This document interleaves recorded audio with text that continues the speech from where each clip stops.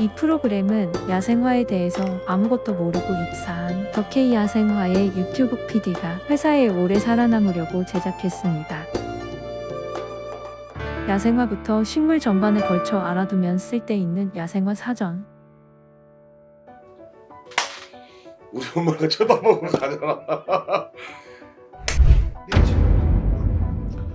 사실 치수도 안 맞고 이거 다 이상한 거예요. 그러니까 우리 어르신 세대들이 쓰던 거를 지금 저희 젊은 세대들도 쓰고 있는 표현인데, 내치라는 건 10cm 포트를 얘기하는데, 내치 포트는 4개 드린다는 게 아닙니다.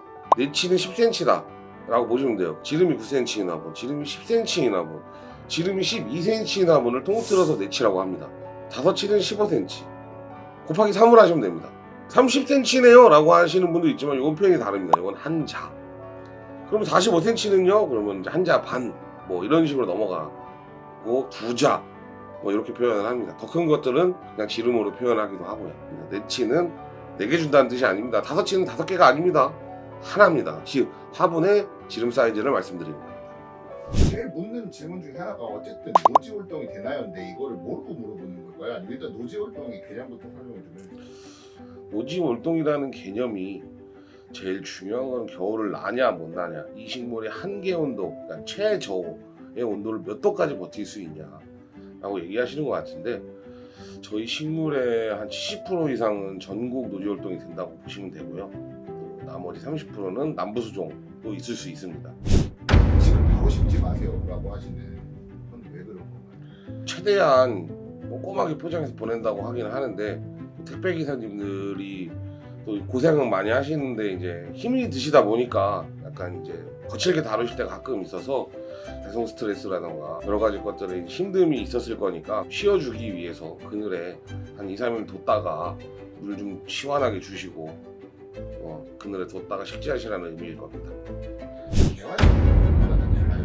노지라고 해도 이게 일단 계절별로 좀 말씀을 드려야 될 것 같은데, 봄꽃, 여름꽃, 가을꽃, 겨울꽃의 기준은 현재 우리가 봄이다 그럼 봄꽃이고, 봄의 개화를 시작을 했으면 여름이면 여름꽃이다, 가을이면 가을꽃이다 이렇게 얘기를 하는데, 8월 9월까지 개화하는 거라면 여름꽃이라고 보시면 될 것 같고요. 그 이후에 개화하는 거는 가을꽃, 또 이제 겨울꽃이라고도 약간 있긴 한데 거의 이제 식물들이 하엽지는 시기이기 때문에 그거는 좀 약간 좀 배제하고 말씀드리겠습니다. 어느 정도 딱뭐 이런 게 통상적인 그런 건 없고요. 그러니까 통상적이라고 개념보다는 이 품종에 대한 습성들인데, 그 습성이 예를 들어 뭐 에키네시아다 그러면은 8월 뭐 말까지 핀다, 9월 말까지 핀다도 하고, 뭐 어떤 분들은 서리가 내릴 때까지 핀다고도 하는데, 이거는 개념 자체가 정확하지 않은 설명이라서 환경에 따르고 기후에 따르고 또 내가 키우는 방식에 따라서 꽃을 오래 갈 거냐 적게 갈 거냐 요 의미라고 좀 보시면 될 것 같습니다. 하나라고 말씀하시는데 그런 것들을 그런데 네, 맞습니다. 우리는 꽃을 오래 보기 위해서, 솔직히 이제 영어로 표현하면 데드헤딩이라고 하는데 그게 조금 어떻게 보면 한국적 표현으로 하면 가지치기라고 하는데, 꽃을 잘라낸다라는 의미가, 그러니까 예를 들어 이런 거예요. 꽃이 하나가 있으면 이 하나를 자르면 옆에서 번식을 해야 되니까 자기들도 2개가 나오겠죠. 그러니까 2개가, 그러니까 적심과 뭐 이런 비슷한 개념으로 보시면 돼요. 적심이 적심은 그러니까 이제 꽃을 따내주는 거고, 상순을 따주는 거예요. 계속 상순만 따요. 그러면 밥이 이렇게 동그랗게 차요. 그래서 빵이 찬다고 하죠. 그래서 개화가 굉장히 많이 유도시키려고 적심을 하는 겁니다. 이 꽃을 없애니까 다른 꽃이 핀다, 이런 개념으로 보시면 됩니다. 그 식물들은 생명체이기 때문에 이 하나가 없어지면 다른 꽃을 또 키우기 위해서 또 이게 피는 거고, 또 이 2개가 펴서 이 꽃을 잘라내면 또 피는 거고, 이런 원리로 좀 보시면 될 것 같아요. 식물마다 다 다른 거잖아요. 예. 왜 일단 왜인지부터 설명해 주세요. 일단은 식물이 클 때 되면은 몇 가지 이제 필수 조건이 있어요. 이제 뭐 배수 환경이라던가 관수라던가 아니면 뭐 온도라던가 물 관리 필요 등 여러 가지 것들이 있는데, 어떻게 키우느냐에 따라 달라요. 그러니까 위로 키울 것이냐 옆으로 키울 것이냐, 그거는 이제 전문가들이 하는, 뭐 진짜 전문 가드너들이 좀 얘기하는 부분이고, 저희가 말씀드리는 거는 이 식물의 습성을 그대로 말씀을 드리는 거예요. 그래서 식물이 W라고 하죠. 이 폭, 식물이 옆으로 퍼지는 폭을 보고서 간격을 띠라고 말씀을 드리는 거고, 통풍이 안 되니까 식물이 죽는, 하엽이 지는. 그러니까 얘네들은 계속 위로만 자라려고 하는 습성. 그러니까 볼품이 없어진다. 이렇게 좀 보시면 될 것 같습니다. 지금 좋으시고 나중에 예쁘려면 널찍히 심어라. 그러니까 이게 특화 조경이라 그래가지고 자연주의 정원이라고, 피에트 돌프라는 그 네덜란드의 유명한 정원 작가가 이제 한국에 뭐 농장하고 이제 일을 하면서 만들어 놓는 거예요. 근데 특화 정원은 뭐냐, 등치가 큰 걸 심어요. 일단 눈앞에서 바로 보여지는 역할들. 그게 이제 한국에 들어오면서 약간 표현 방식이 잘못된 거죠. 근데 이제 업주들이나 이런 조경을 맡기신 분들 입장에서 보면 빨리 효과를 보고 싶거든요. 그러니까 작은 거를 많이 보이게끔 하려면 따박따박 심는 수밖에 없어요.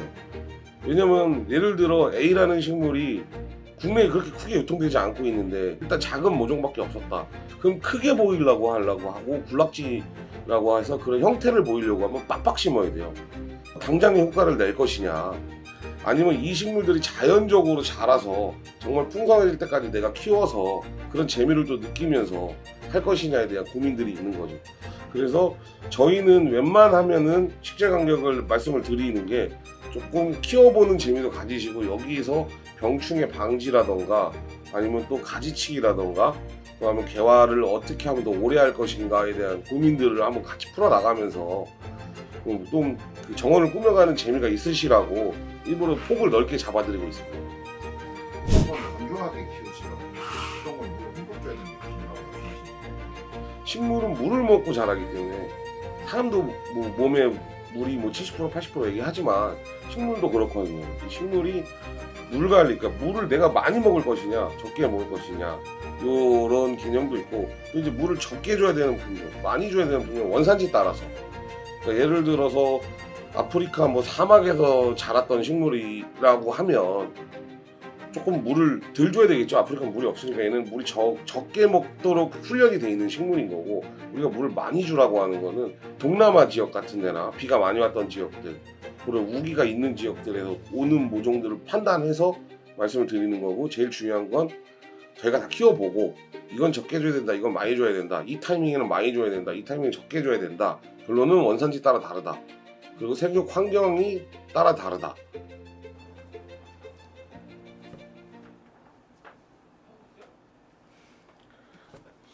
잠깐 컷!